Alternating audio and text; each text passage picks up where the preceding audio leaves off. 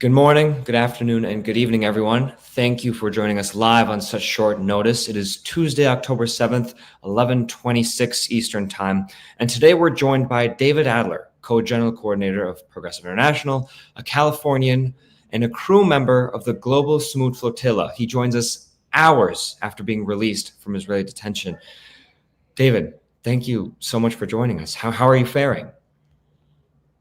I think there's a mix of emotions now that range from a certain joy of liberation from this detention camp to a certain frustration and disbelief by our utter abandonment by the US government to a sense of uh, uh, recovering from living in Ben Gvir's fever dream of a terror camp for the past 5 days as 500 humanitarian workers from around the world, and very eager to have people understand the treatment that we've endured since disappearing from public view on the eve of our abduction on Wednesday night. Yeah, absolutely. And of course, I'll remind our viewers that you can please send any questions, thoughts to David that you might have, whether on Substack, whether on YouTube. We'll try to get to as much as we can. David is short on time, so he's graciously giving us as much as he's able to. David, where are we hearing you from right now? So without any notice or any information, this morning around 4 o'clock in the morning, we were taken from our cells, the remaining 130 detainees from the internment camp in the Negev desert. We were put in shackles again and into small police vans, and we were taken away. We were not told where we were going, but I could tell from the sun rising in the east and the bus traveling to the north that we were likely heading to Jordan instead of a potential deportation flight out of Tel Aviv Ben Gurion Airport. So we were taken, the final detainees, men and women, 130 people from roughly maybe 15 different nationalities, to the Allenby Bridge, where we were transferred to Jordanian hands, and where we're now granted very brief stay before having to find our way out of the country without any kind of consular support from the U.S. government, who told us that they were, quote, not our babysitter. Wow. Okay, so I think there's a lot to get into there. Let's rewind a little bit from when we last started to lose contact with you all as we were being intercepted and confronted by the Israeli military. Could you take us through the last time we had full contact with all of you up to this morning? What happened when you guys were taken and captured? Where were you taken? What were the conditions like? How were they treating you? I know from hearsay we've heard of how you specifically were treated. So if you could just take us through that. Yeah, I think that for many people, the story seemed to have stopped after our flotilla was intercepted, which I need to emphasize the utter illegality of this abduction, violent abduction, a kidnapping in international waters. I mean, imagine if any other country were to travel international waters like pirates, board these boats that were not theirs, and basically take control of them and kidnap us and throw us into the boats. So they were jamming our signals so that we could not use our Starlinks or use our CCTVs to get the message out. But we had a huge barge, military barge, that was trying to ram our boats and kill us on the high seas. We thought we were transmitting all of that through our CCTVs, but we were not, as it turns out, as I found out today. And we were trying to keep sailing towards Gaza with our humanitarian aid, told by the Israeli Navy that they were going to, that there'd be consequences for failing to shut our engines. Obviously, we did not respect their legal rights to this violent abduction. In the end, we were boarded. Our CCTVs were smashed, Starlink smashed, all the wires cut. We were basically thrown into the cabin of the boat and taken to Ashdod. In Ashdod port, we were frog marched out, heads down, knees on our knees, and for basically a giant photo op for Ben Gvir, as one of the few Jews on the mission. They found me, asked me if I was Jewish, ripped me by the ear, threw me in front of the Israeli flag to sit away from the whole group that was sat, hundreds of us, on our knees and heads down, for Ben Gvir to show up and come yell at us in our face that we're terrorists. And so we were treated. So from that moment, we were strip searched and zip tied and blindfolded and sent to this detention camp without any kind of process. We were basically not allowed to speak to lawyers. Most people didn't speak to lawyers and would not speak to lawyers. We still haven't spoken to lawyers the whole time. We were disappeared into the Negev desert for 3 days without any confirmation from the US government that we were even alive. Our families were scrambling. Many families, I'm told now, were calling state, who said, call the embassy. They called the embassy. The embassy was hanging up on a lot of these families. Forget myself as a Californian. These are veterans, many veterans of conscience who were on my boat, the Owaila, part of the broader Global Sumud flotilla, were being hung up on by the U.S. State Department. I mean, it was completely outrageous. But I digress from the actual, chronology of events. After being unblindfolded, we were, sent into a cage, basically, where we had the rest of our belongings thrown away, people's medications. I mean, things were just stolen. Again, this was just an act of piracy. Like, you have to de-Israelize this for a second and imagine if another country just took your boat, took your belongings, and threw you in a terror camp. And over the course of 5 days, we were systematically denied our most basic rights. I'm talking about food and water and life-saving medicines like insulin. And when we would shout from our cells, insulin, insulin for cells 16 and 17, anyone who was shouting loudest would get the, would get the riot treatment. So the riot brigade would come with their German Shepherd and their shotgun and point guns at us. And the loudest person in the room, oftentimes the Tunisian or Algerian, it was very racist, and how we were treated would be head down, shackled at the wrists, shackled at the ankles, sent to solitary confinement for the rest of the day until we tried to organize to get them to come back. And it was like this day in and day out, all forms of interesting forms of psychological torture that were trying to get us to be sleep deprived. Even as we were sort of hunger striking to try to get our most basic rights back, we wanted to speak to our lawyers, which was like the most basic, and we're basically told, this isn't a prison. Like, you don't get access to a lawyer because you're not a prisoner. You're a terrorist.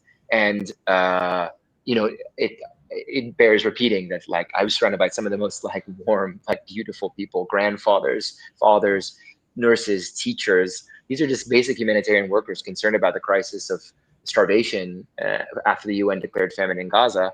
And we were just living in basically a non-rule of law fever dream cooked up by Ben-Gvir, who came to, like Israel Katz, both came to this detention facility and had their photo ops there.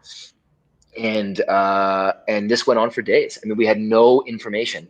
The U.S. consul came and we asked him, can you from Tel Aviv, we said, can you get us any information in contrast to the other countries who were getting help? And they said, no, you're on your own. And yeah, that's it. Sorry. All we can do is confirm that you're here. So we were just basically literally in the dark for all those days with no idea of what was going to happen to us or what was happening. The Europeans got fairly quickly deported under pressure from their governments and their citizenry, and based on the social mobilizations that were led in places like Italy and Greece and Spain and even in France. And the US Americans were left to fend for themselves. That's one of the last obligations that was left in prison. It's a miracle. I still can't believe that we're here, because I was certain that their preference was to let us rot in these dungeons, basically. And it's so important, Prem, that I emphasize that, like, this is a facility that, as I understand, we shared with Palestinian detainees on the other side of this massive torture camp, where they are enduring horrific treatment, so much worse than what we endured. Daily torture, daily mistreatment. Ours was so light touch compared to what people endured. But it's so also important that we understand, like, the just how rogue Israel has become. I mean, this is our main ally, like, in the world. We're arming them to the teeth. We're funding them to the teeth. We're defending them to the teeth. We're vetoing in the Security Council any attempt to deliver a modicum of justice. We're sanctioning the ICC for war criminals like Ben-Gvir, who take U.S. citizens. I mean, and I don't like, speaking as a Jew, but, like, it bears repeating, the anti-Semitism that we endured at the hands of the state of Israel was so wild. Like, it was, it's so important that we change the narrative on the idea that the state of Israel is some kind of, birthright or land for diasporic Jews to come home to.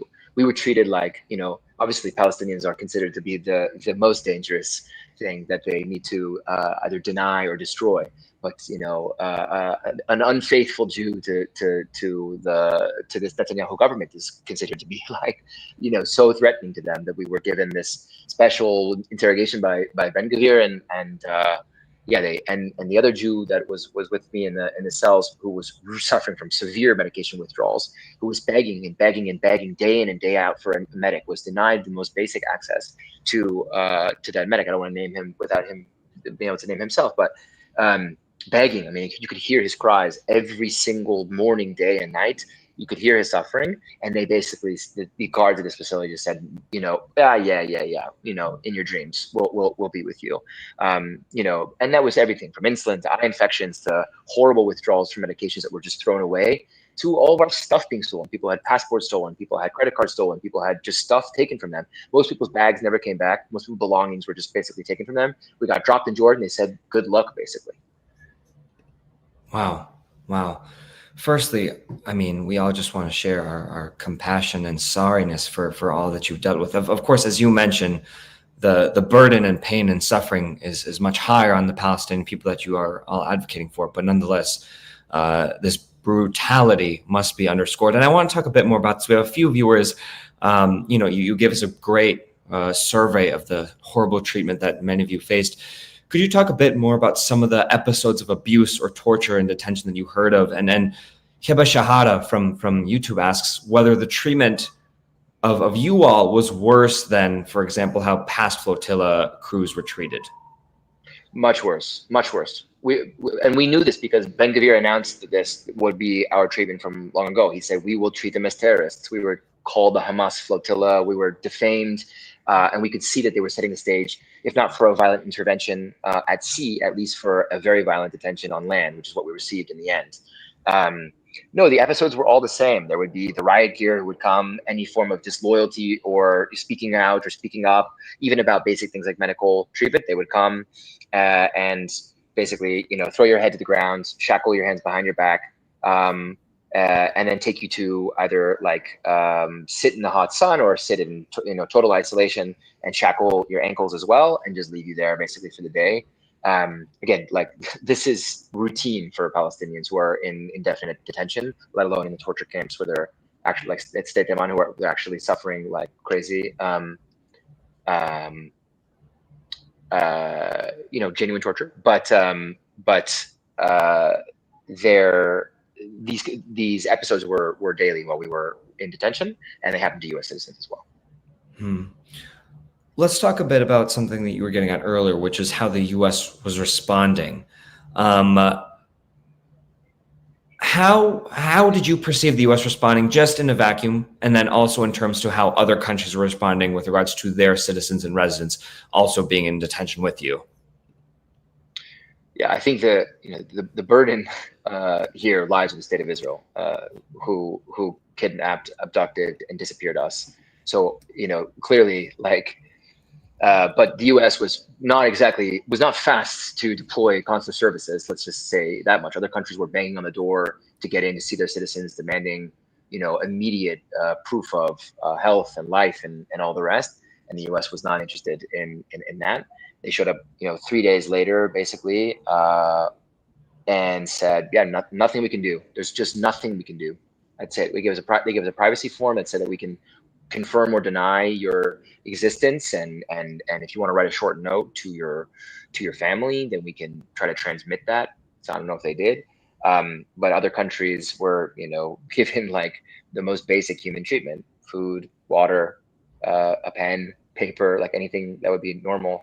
And I want to let there's a lot of U.S. veterans who are part of this mission, and I kind of want to let them speak to some of the questions of the U.S. State Department's role in this. So I hope you, Prem, have a chance to speak with them as well, because I think that they're more effective ambassadors for understanding what should be expected and what was delivered, in fact, by the State Department. All I can say is, today, for example, when we came to the Jordanian border and all these other countries were so happy to see their citizens safe and sound and provide help. It was people, even the other countries, were shocked at the abandonment, that we were just basically just left there. like in these, in our prison clothes. I mean, like unshowered, unwashed, with all of our belongings stolen, and just left there for yeah. So I'm still trying to get my head around that. Obviously, I'm borrowing somebody else's phone to speak to you now. Yeah. And yeah, of course, this is like of a piece with a broader approach by this administration, that if we think you're a terrorist, then you're a terrorist, and due process is not relevant. I mean, I think that the Ben Gvir mindset is very it coincides or dovetails nicely with uh, whatever you call it, Pete Hegseth School of International Law, but like um, I don't mean to make light of like what is genuinely like a horrific thing, for which we don't in the goal of telling the story, Prem, is to shed light on how far, how rogue, how how much disdain the state of Israel has for the most basic human rights, and by doing so, by trying to show just how far they'll go against U.S. veterans, U.S. citizens, their closest ally, and how little response the U.S. government will give pushback in response in our defense. Our my aim in telling the story is to try to get at what might Palestinians be suffering like all the time. I mean, like we were given. It was so clear we were being given light touch. I mean, the guards would go back and forth between give them brutality and okay, maybe too much pressure. There's too much going on. We could see that there was some waffling, and we could see that there was some decisions being made. And who knows, maybe some fighting inside the Israeli cabinet or between the judiciary. Who knows? We certainly were not told anything at all by anyone ever. But one thing can be sure, that under the cover of total darkness, with no journalists, with no access to information, with no sort of footage that we have from these torture camps, that like if they're willing to do this to us, to humanitarian workers that were literally just trying to take food and aid to Gaza, then it's just an unbelievable thing, and exercise an empathy for what Palestinians must be going through. I mean, we kept on hearing, not to be jokey again, Prem, but we kept hearing this, like they kept saying this thing. They would throw out our medication, like, or take our things, like we just throw out all of our stuff. And then we'd be like, wait, that's my medication, or that's really important to me, or that's really sentimental, or that was my grandmother's ring. And then would say, well, you should have thought of that before you came here. And we would say, we did not come here. You kidnapped us and you brought us here. We don't want to be here. We were going to Gaza with this aid. It's like, yeah, it's a rather stunning, brazen violation of international law, but in the face of the world's community. But what made the Global Sumud Flotilla so beautiful, but also so historic, was that it was 500 participants, so scale, but also 45 nationalities. Every country was represented. It was like a little UN that we had, even as the big UN was failing behind us. And Israel just said, we don't care. Like, we will, in front of the world, we will destroy and detain and serially abuse your citizens. And what are you going to do about it? Yeah. You talk about the global community. I mean, we have a lot of viewers right now from around the world who also, I should note, want to share their appreciation to you. We have BC and Anne and Gabby Matsu on Substack who all say thank you for being brave, and as some of them say, saving the world. We have quite a few people who note, as you write, or as you tell us, of the way that, as Ali puts it on Substack, that how they branded you as Hamas sympathizers and enablers for simply caring about starving Palestinian children. I remember quite a few of you have pointed out in the lead up to you all approaching Gaza, the attempts by the Israeli government on official Israeli Twitter accounts to brand you on one hand as Hamas sympathizers, on the other hand as the selfie yachts. They couldn't really decide what to call you. But one thing you get at is of course, as Marv also points out on Substack, imagine how they treat Palestinian prisoners if this is how they treat foreign nationals. You underscore this. A lot of your crewmates underscore this. While you were there, Amy asks on YouTube whether you came across any Palestinian prisoners while you were there in detention. They would make sure that we were as segregated as possible from the other parts of this detention facility. I mean, they didn't want us to have any contact. We took every precaution to make sure that any Palestinian who was a part of our mission was self-deporting immediately. Basically, the way this works is there's a form at the beginning that says, do you agree that you committed a crime? And and therefore you will self-deport and so most of us obviously said, well, we didn't commit a crime, you committed a crime, so we're not going to play this Orwellian doublespeak game. But we made sure that many people were more protected. We tried to give a layer of protection to people who were higher risk, in the hands of the state of Israel. But once we were out in the Negev, no, I mean, we barely saw sunlight. Like there was no hour of walking around. There was no gym. There was no phone call. There was no lawyer. There was nothing. We were just in these cells 4 or 5 days. Like, that's it. Nothing. Just there. And so many of us, I mean, I think the state of Israel just really didn't know what to do with this, which is partly what makes this action so important, and keep trying to frustrate these efforts to, twist the truth and paint humanitarianism as terrorism. And, we have to resist these attempts to warp reality in this way, but I think above all, the takeaway really is that, like, that mobilization, like, can work. I mean, the hopeful message, if there's one, like, I don't think that the U.S. is in the same state of play as Europe. I knew that from the beginning going in, and chose to travel with my U.S. passport as a kind of a political statement. But it's clear that, like, the pressure, the governments in Europe were under tremendous pressure to help free their citizens, and they did in short order. And the U.S. government was not under such pressure, and we stayed until the bitter end of that detention process. So I think that there's some work to do to be building a genuine, widespread, truly grassroots solidarity movement with Palestine. And I'm so grateful to Prem for the ability to talk with you and your viewers and your Substack and tell the story. I hope that you can report it out and help us get out the truth from what happened. I understand it's been a long lag and delay in getting some information from these detainees. So now we're hoping to repair that and set the record straight.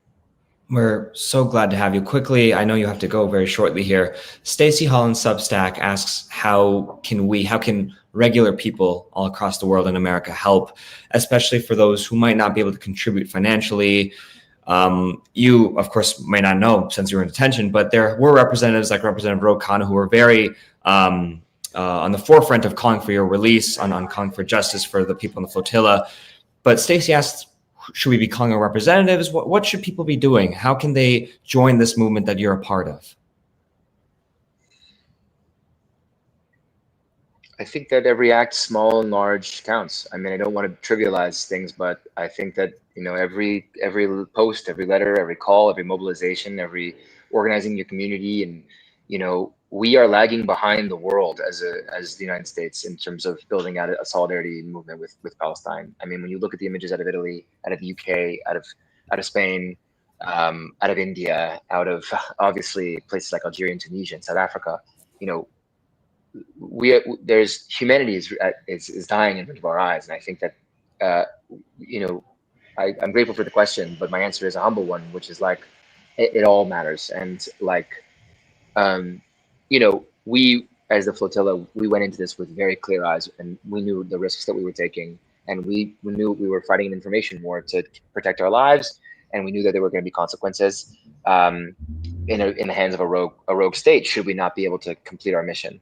And that's to say to Stacey and others, like, there are consequences.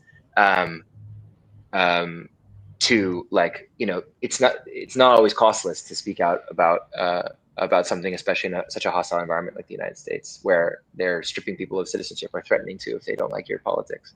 So I think it's always courageous to stand up for these causes. And yeah, I mean, I'm so happy that we're all free now, and I can just say that no one from this mission is coming home less determined or less committed to this cause, only more emboldened and more determined to see a just peace for a liberated Palestine. Thank you, David. I know we're short on time here. Thank you so much for sharing your time with us. I think it would be remiss not to mention that there are still some more ships on their way to Gaza as we speak, as Peggy Lovas reminds us of.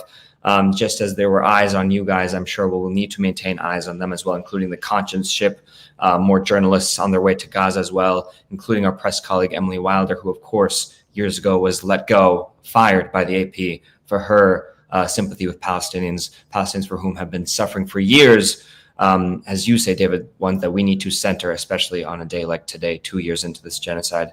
Thank you so much, David, for sharing your time with us. Thank you, everyone, for joining us, for sharing your questions and thoughts. I'm sorry we couldn't get to them all. We tried to get to as much as we can. But David, thank you so much. We appreciate it. And we hope you take care. Please keep us posted.